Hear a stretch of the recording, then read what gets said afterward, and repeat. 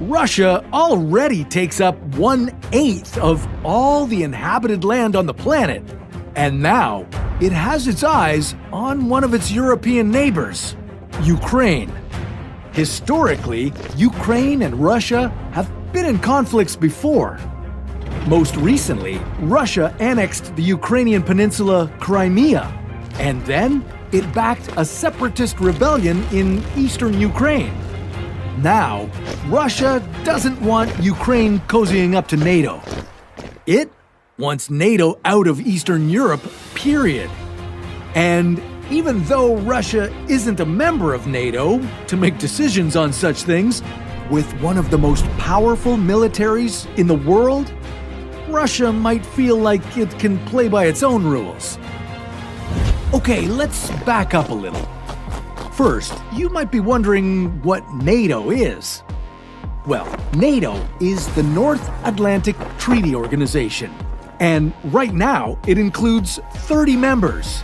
The United States, Canada, Netherlands, and the United Kingdom are among them. NATO's goal is to keep the peace and make sure no member of this alliance gets invaded by an international military force. You know, like that time Russia took Crimea from Ukraine. Now, Ukraine is not yet a member of NATO, but it has shown interest in joining it.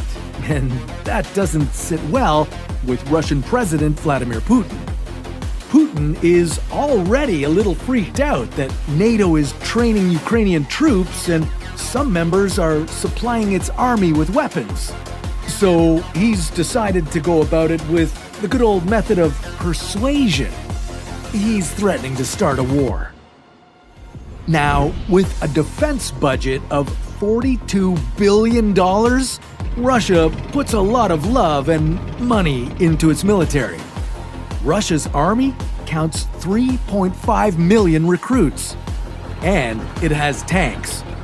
13,000 of them. No other country in the world has this many.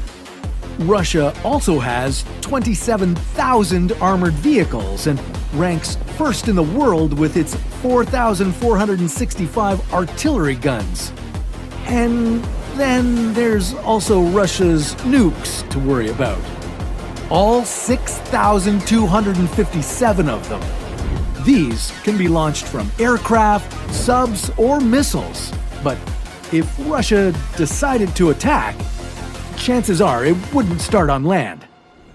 No, the first strike would likely come from the air,